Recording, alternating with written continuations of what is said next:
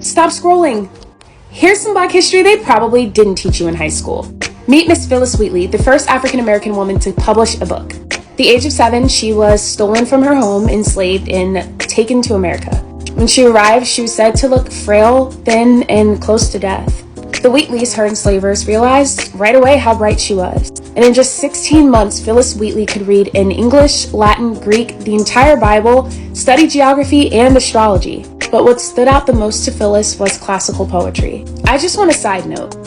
Phillis Wheatley wasn't the only bright Black person in America at that time, but she probably was one of the few who was allowed to study. A short time later, she wrote and published her own book of poetry.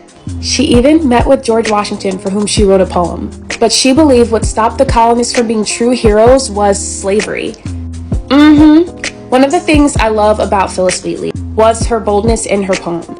She lived in a time where a lot of white people were using the Bible to promote slavery, saying that for some reason Black people were cursed with our skin complexion, so we deserved it. But Phillis Wheatley didn't agree. In one of her poems, she says, "Remember, some view our race with a scornful eye. Their color is a diabolic dye. But remember, Blacks dark as Cain will ride the angelic train." I shortened it for context.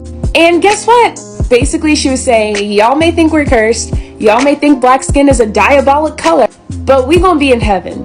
Y'all ain't right. Sadly, the end of her life wasn't so great.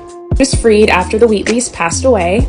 She fell in love and married a freed Black man named John Peters, with whom she had 3 children, who died, and she died shortly after giving birth to one of them, after John Peters was sent to debtor's prison, proving that there was no life for any Black person that was free or enslaved during that time. Even though Phillis Wheatley's end was very unfortunate, the life she lived is something that I love to remember, because literally every odd was stacked against her, and she still pushed through. She still followed her dreams, and she still wrote, which is crazy.